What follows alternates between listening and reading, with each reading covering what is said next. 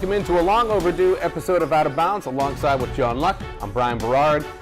We've been really busy, John. We've had a lot of stuff to do, and we're back providing entertainment for the people. I mean, it's been entertaining here at Out of Bounds. Some of the stuff you don't see, that's what makes this show even better, Brian. So we're going to stick to sports because that's what we claim to know best. So we're going to start off with our good pal Brad Stevens, as he won Coach of the Year, right, John? Oh, no, that's right. He won second. No.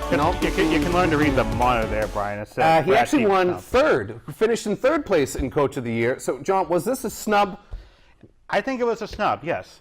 Because even though the Celtics, as a team, weren't the number one seed like the Toronto Raptors were, in my eyes, I feel like Brad Stevens means more to the Celtics than Dwayne Casey does to the Toronto Raptors. Well, clearly, the Raptors fired him.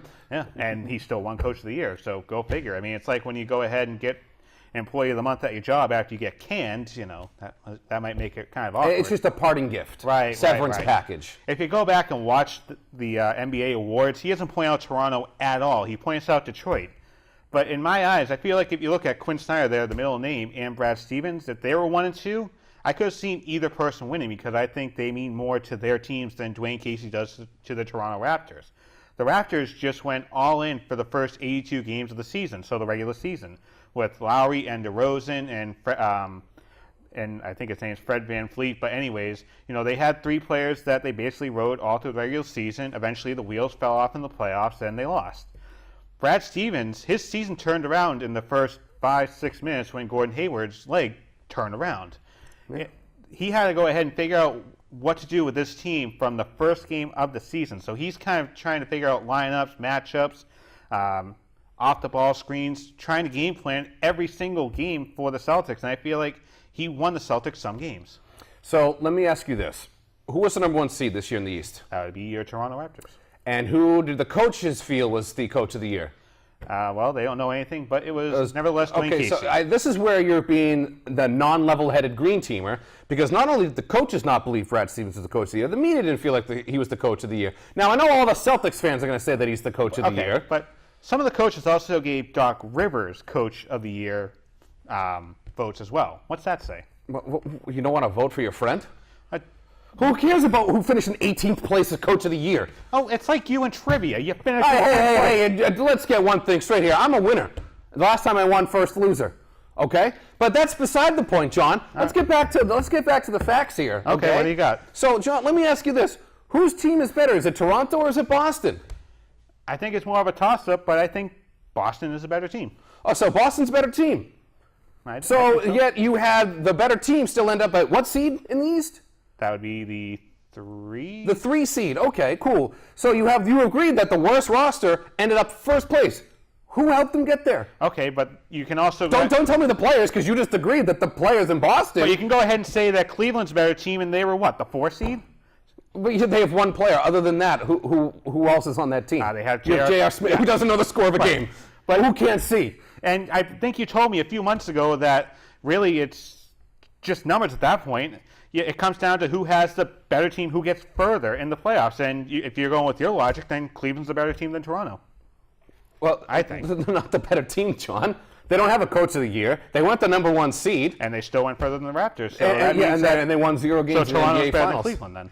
Toronto is better than Cleveland. Yeah, overall. If you want to use my logic against me, this is not how the show works, John. Oh, no? I'm using your opinion against you.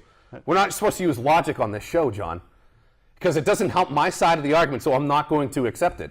That's how this works. I always thought the show took a turn when he took over as host. But here's the thing. So I understand what you're saying here, but let me ask you this. In all honesty, do you truly believe that Toronto is better than Cleveland? No.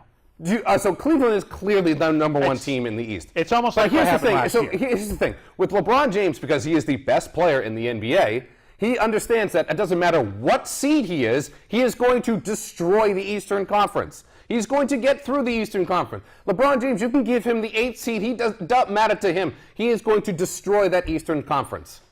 But forget Cleveland here, because they're out of the question. We're talking Toronto and Boston. You agree Toronto's the better roster? Oh, no, excuse me. You believe that Boston's the better roster. I do. And yet they didn't get the better seed. I mean, don't you think so? Brad Stevens has the better roster. Don't you think the coach of the year would have taken your better roster, the number 1 seed? All right, well, we'll end it right there, and we'll move on to the Boston Celtics in general now. We'll talk about some of their offseason moves and some of the names that are linked with the Boston Celtics. Of course, Stephen A. Smith coming out saying that LeBron James is going to be speaking with the Boston Celtics, and Kawhi Leonard has officially given up on the San Antonio Spurs, and a lot of people believe that the Celtics could be making a move to get Kawhi Leonard. If you're the Celtics, do you want either of these players on your team? So when you think about LeBron James and you think about what he's done in Cleveland and Miami, he basically took over the team coaching-wise and took over the team general manager-wise, I guess, if you want to say that, telling the general manager, go out, get this player, I want this player here, here, and here. He took over what happened to those teams? Miami won a couple championships. Oh, they won championships. What happened to Cleveland? Cleveland won 1 championship. They won all right, so he won 3 championships doing that. And got swept this past And year. what is the Celtics' goal? To win a championship, am I correct? Yeah, you're right. And so if you bring in LeBron James, who has proven now that he can win championships. Okay, but he's in, what, season 15, 16? And still the best player in the NBA. Okay, but at what point does that give out? Because it's almost like the Peyton Manning. Well, he's not a long-term deal. It's a year-by-year deal, and I feel like that's where this could really screw things up for the Celtics financially, because to get LeBron James, you're going to have to cut 2 out of 3 when you talk about Horford, Hayward, and Irving. Irving's going to be gone because he doesn't play well with LeBron, and so... You still have Scary Terry? Yeah, that's great. Jacking up threes and not hitting them. Yeah, great. Oh, he did in the first 6 games. Okay, but what if LeBron doesn't want Scary Terry there for a year? For 1 year with LeBron James, he says, I'll sign here for 1 year in a player option.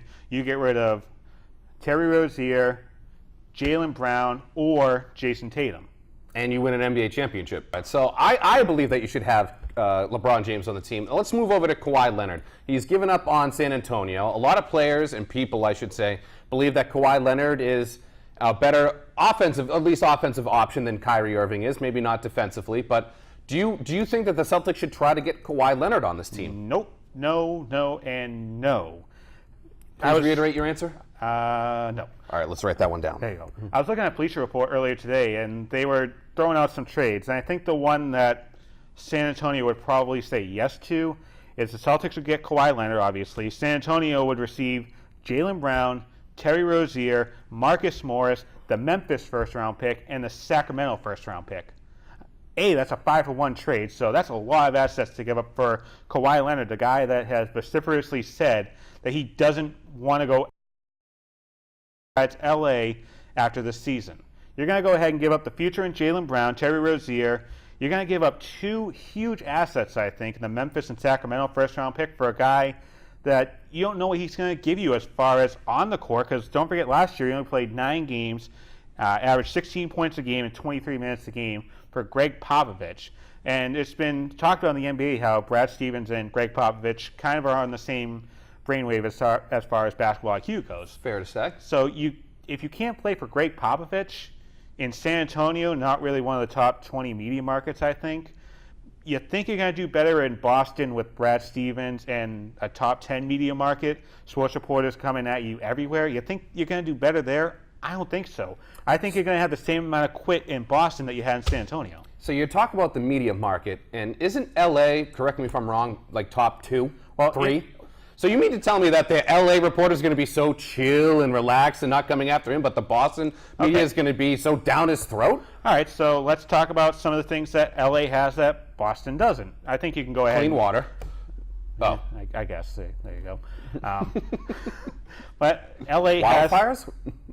Hollywood. Oh, yes. I mean, that's what a lot of these free agents are looking at. We hear about LeBron James going out west to LA and play for the Lakers just because of Space Jam 2. Kawhi Leonard played high school basketball around the LA area. He wants to go home. He doesn't care about the media in LA. If he can go home, get media endorsements, get fame, publicity and all that. He doesn't care about basketball, I feel like, if he goes to LA. I feel like that's more of a Kawhi Leonard move than basketball.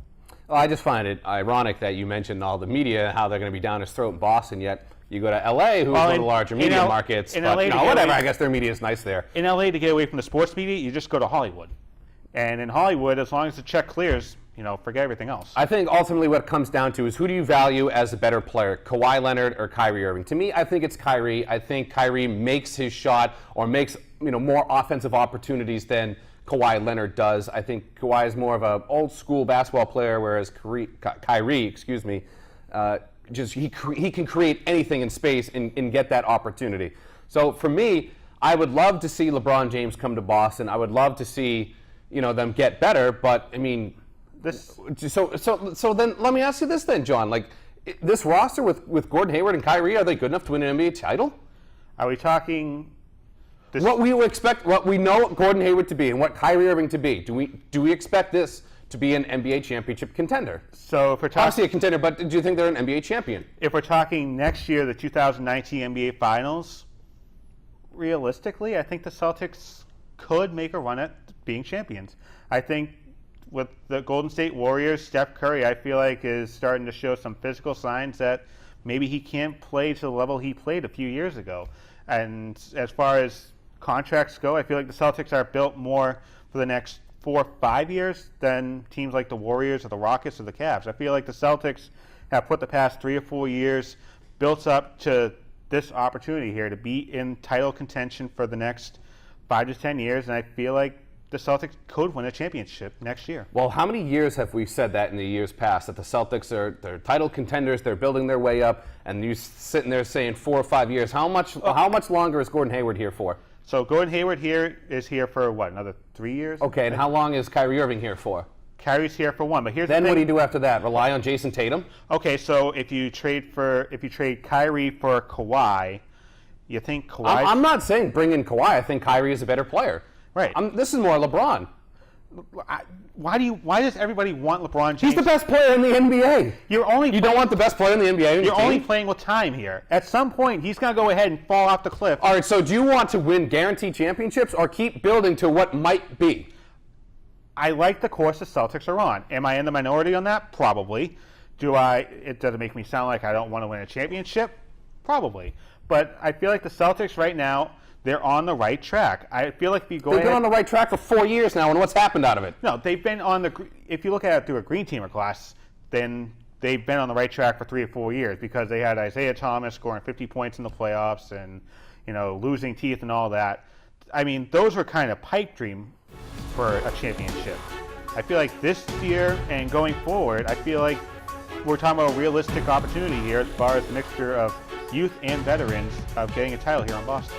All right, so you heard it here first, folks. John does not want to win. He wants to keep this roster and keep building for the future. So we'll end our basketball talk on that. On the other side of the break, we'll talk a little bit of baseball, recap the Red Sox, and talk about Hanley Ramirez had quite the interesting couple of days there. Are you sure? And our MLB All Star votes don't get anywhere. More Out of Bounds right after this.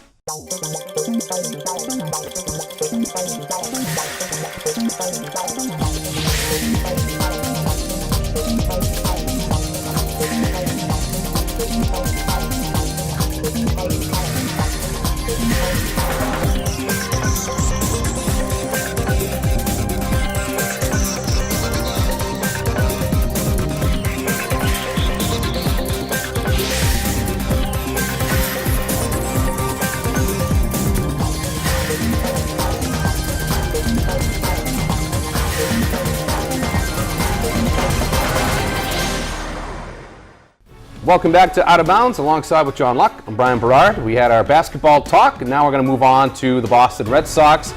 And so they still have a few games in hand against the New York. Well, I should say the Yankees have a few games in hand, as I believe they have 4 games to make up, but the Red Sox are currently a half game behind the New York Yankees. And you'll take a look at the standings right here.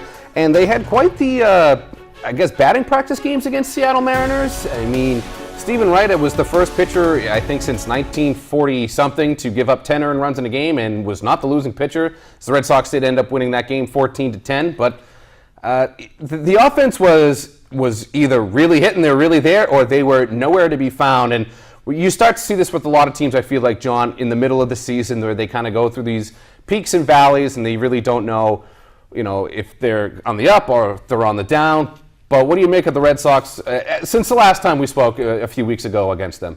About them, not against them. I'll talk. I know you spoke against them, but... Yeah, that's usually how it goes. But I feel like the big thing for the Red Sox has been, what do you have for batters 6 through 9? there's been a real fall-off after you get through the Mitch Moreland, J.D. Martinez part of the lineup, whether it be Christian Vasquez or Eduardo Nunez or Rafael Devers hit into some very tough situations. Remember, he had that strike. He swung and missed that strike. It hit him. Could have been 1-0 at that point or 1-1 at that point. But nevertheless, he's hit into some really sticky situations. And I feel like the Red Sox just more top-heavy in the lineup, which you kind of see from some teams at some points in the season, like you said. Yeah, but the thing with me is I feel like Christian Vasquez is starting to come around a little bit.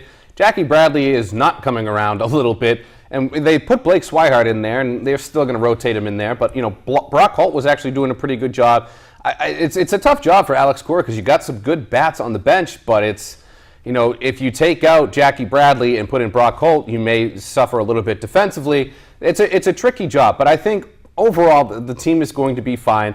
Chris Sale finally got his run support that he's been begging to get, and actually in his last start, his last pitch of the game, 100 miles an hour. He came out in that game, he was throwing 98, 99. He was not messing around. He threw 10 pitches, 1, 2, 3 inning. I swear to God, his last start against the Mariners, that top half of the first inning was about 16 seconds long. Believe it or not, the first 3 innings of that game, I think, were under an hour, well under an hour. So he likes some pace of game. I mean, him and Leak were just going back and forth, just throwing absolute pitchers to one another. And I was like, this is baseball. I love this. You can't even turn around and 3 innings go by. I like the Friday game. 14-10 goes 4 or 5 hours. Yeah, let's get those games. So for the Red Sox, John, you did mention the bottom half of the lineup. Another thing that does scare the absolute bejesus out of me is that bullpen. That bullpen just can't seem to keep it together. Matt Barnes at the beginning of the year seemed to be that quality 8th inning guy. Now Matt Barnes, it's you kind of go in there, you cover your eyes and kind of peek and hope nothing bad happens. Joe Kelly seemed to be that your bases loaded guy. He's calmed down a little bit, I guess. And you had Stephen Wright coming out of the bullpen, and he did a darn good job coming out of the bullpen, which earned him a starting spot in the rotation. Now that Drew Pomeranz is back on the DL, but that back end of the starting rotation and that bullpen is it's really scary. And I would absolutely love to see the Red Sox move some of these players, like say a Jackie Bradley or Blake Swihart, and get a dominant bullpen arm. I just don't know if Dave Dombrowski's going to pull it off. That's the issue you run into right now because nothing left there. So right now, if you want any talent, you're going to have to look at the roster that you have right now. And there was one name in San Diego, their closer, oddly enough. I think his name is Brad Hands. But nevertheless, to go ahead and get a closer of that caliber that a lot of teams are looking at right now, San Diego's not going to take just Jackie Bradley Jr. or Blake Swihart. You're going to have to give up some interesting pieces here. And, do you talk about maybe a Rafael Devers? Or depending on the name you want to get, do you look at your outfield? Do you look at a Benintendi? Do you look at a Betts? Right now, to get anything right now, as far as starting pitching, position players, or relief pitching, anything that's going to get the job done and maybe tie up any loose gaps you have, you're going to have to trade some interesting talent that you have playing at Fenway Park right now. I think Mookie Betts is untouchable. Andrew Benintendi is untouchable. Devers, to me, is if you can get a good quality third baseman in return, you listen to the deal. But I think overall, I think Devers is untouchable. I think his talent is really on the upside. I mean, I wouldn't mind them getting rid of, obviously, Jackie Bradley. I wouldn't mind them getting rid of Christian Vasquez. I wouldn't mind them getting rid of Brock Holt or Blake Swihart. I wouldn't mind seeing them get rid of some of these pitchers, some of those players, and going to the pitchers. I really wouldn't be sad to see a Brandon Workman go. I really wouldn't be sad to see Joe Kelly go. So at that point, if you're going to give I'm not saying trade them all in one trade, but... Yeah, nice 7-for-1 trade. Yeah. But if you're going to get rid of those caliber type of players, then you might as well get the rock that Charlie Brown had for Halloween. That's going to get you absolute garbage in return. I mean, why am I going to give up one of my better players for Jackie Bradley Jr.? A great defender, but as far as at the plate, does nothing. I mean, Christian... All you got to do is lie a little bit, all right? Okay. Just use like a sleazy salesman trick. It's like when you go to a car dealership, just use some sleaze. Anyways, no? All right. Christian Vasquez, you just signed him to a deal, so if you trade Christian Vasquez away, you can bet that you're going to have to pay more money in that deal, so you're going to end up... Well, we all know that the teams have it, and that luxury tax is a joke in baseball. Well, at some point, when does it start getting looked at as a serious problem? Because right now, you look at the dead money you have on the team. It's not like if you have to pay for Christian Vasquez, you're trading away the bank. And then you had to try and find another catcher, so good luck with that. You have the only active Hall of Famer, Sandy Leon, as your catcher. Oh, yeah, that's going to And you can maybe... if you can, maybe if you haven't screwed with Blake Swihart's head completely yet about switching him in 18 different positions, you can maybe put him behind the plate. In my eyes, the Red Sox need help as far as the back end of the bullpen goes, or maybe the middle innings of the bullpen goes, and some bench help. But to do that, like I said, you're going to have to make some tough decisions on some tough players if you want any type of good return.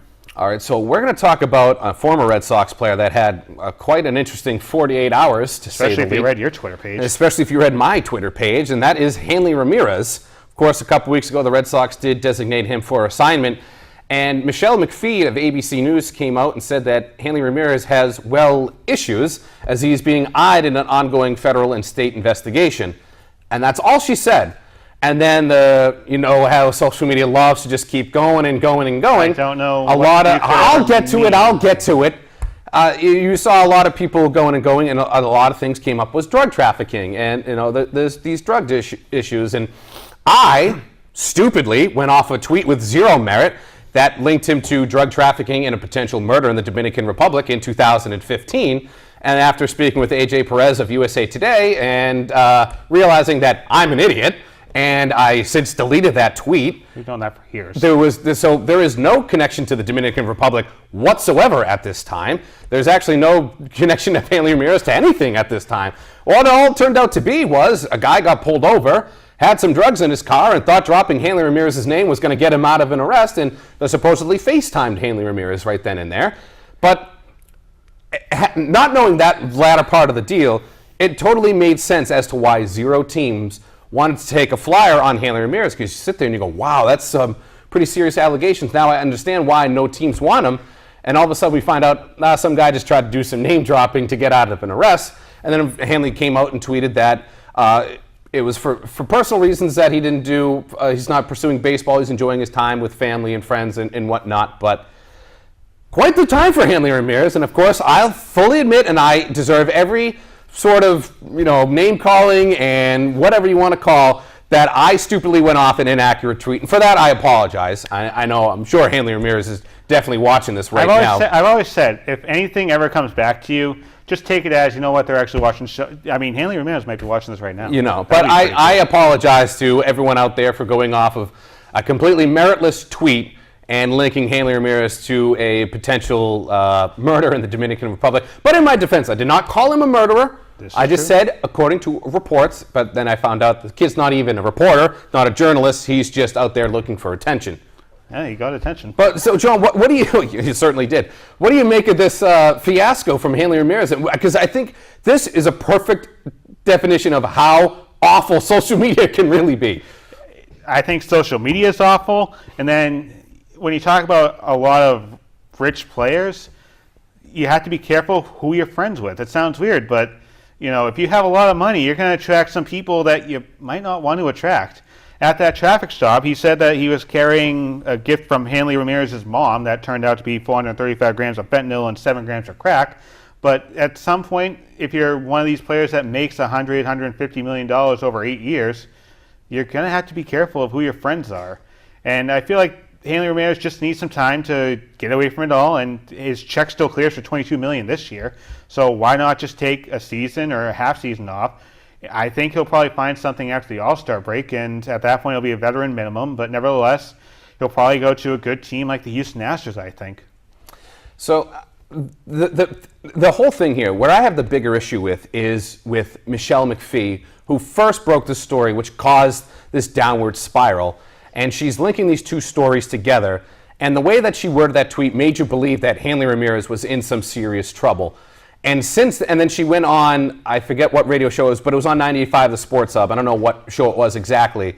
And she explained what had happened. And I think she said if you go to the Lawrence Superior Court or whatever, get a docket, you can actually look at what the case is. But since then, she has not come out and defended herself. She has not come out and said anything. She just simply ran with it. And I feel like that's the person that really deserves to apologize to Hanley Ramirez, is her, because if it wasn't for that, we wouldn't have this downward spiral. Granted, I know I didn't help the cause and others didn't help the cause, but it really started with that Michelle McPhee tweet. It did, and when you talk about newspaper reporters, the way I look at things when I see things on social media, newspaper websites, TV news websites, is I had to see it on 2 or 3 different things before I believe it. And See, I just went with one and just went with it. I mean, there you go.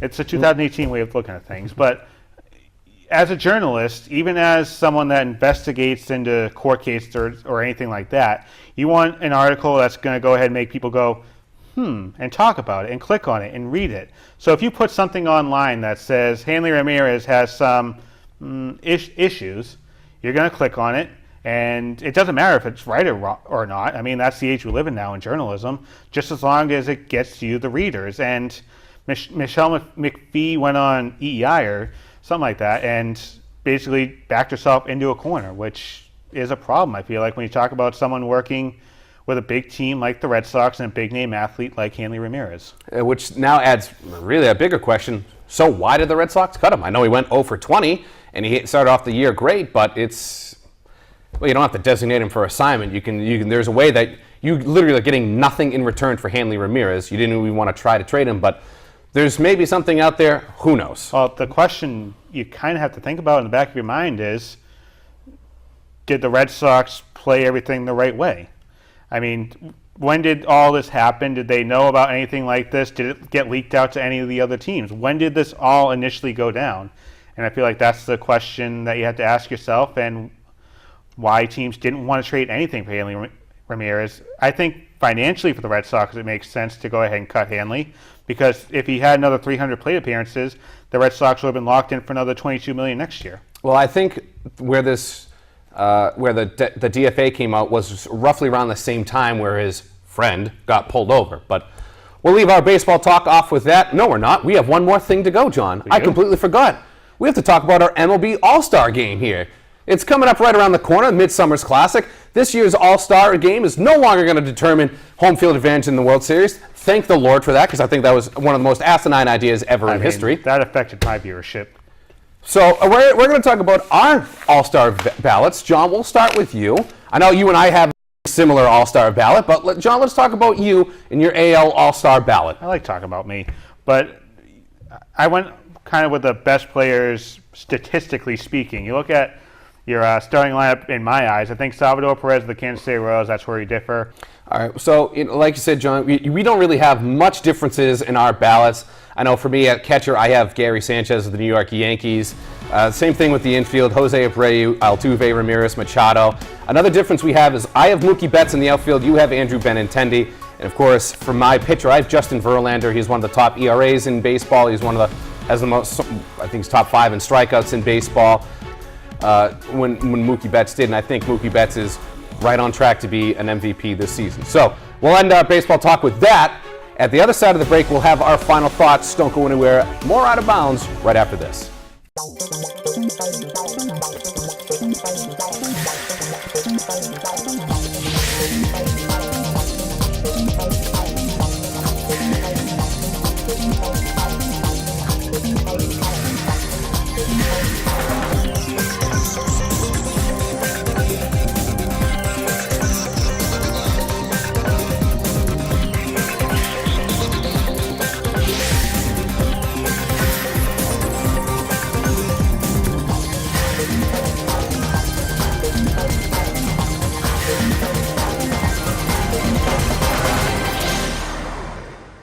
Welcome back to Out of Bounds with John Luck. I'm Brian Berard, and it's time for our final thoughts. So, John, take it away. Cool, I like leading off. So LeVar Ball, I think we all know who he is, what he is as far as one of those parents that lives off of his kids. But nevertheless, he started off his little league there, the JBA, the same night as the NBA draft.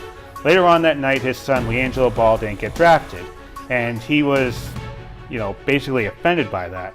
And the one thing I feel like affects his kids, LeAngelo, LaMelo, Lonzo, a bunch of other L's, is the fact that he exists in NBA arenas. He's a poison, I think, when you talk about fan bases, because he goes to the games, he yells at the coaches, he yells about the coaches, and he took his kids out of, Lithuania, I think, or something like that, but they were playing in another league, and he took them out because he didn't agree with the coach.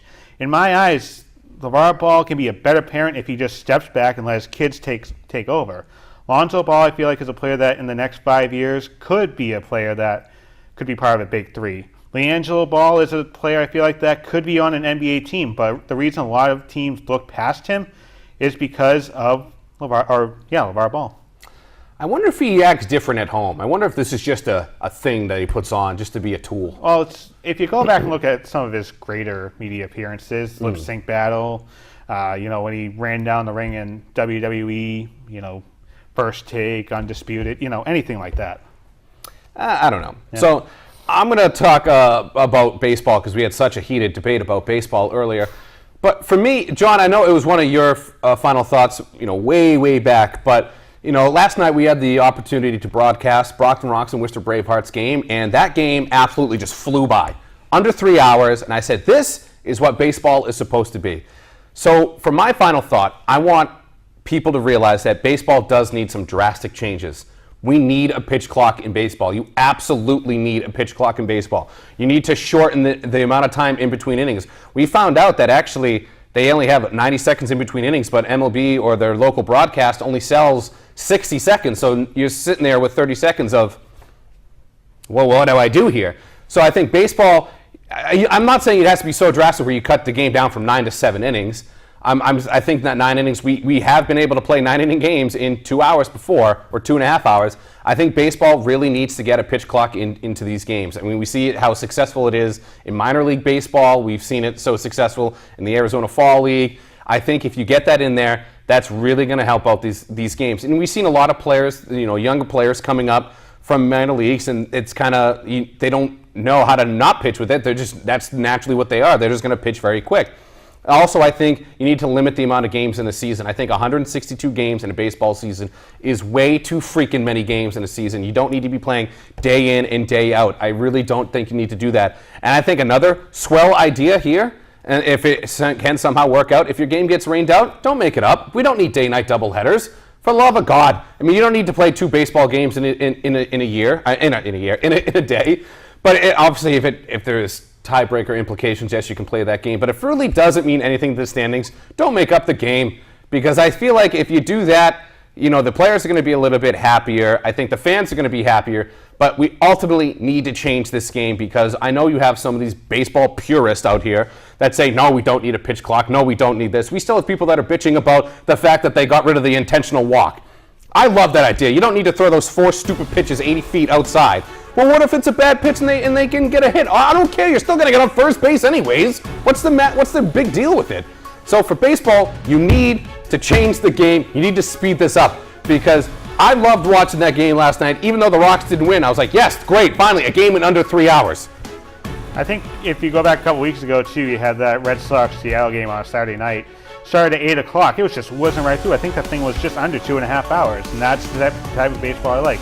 Either 1-0 in 2.5 hours, or give me a 4-hour game and 24 runs that mimics your softball league. Exactly. Well, all right. For John Luck, I'm Brian Berard. Thanks for watching Out of Bounds.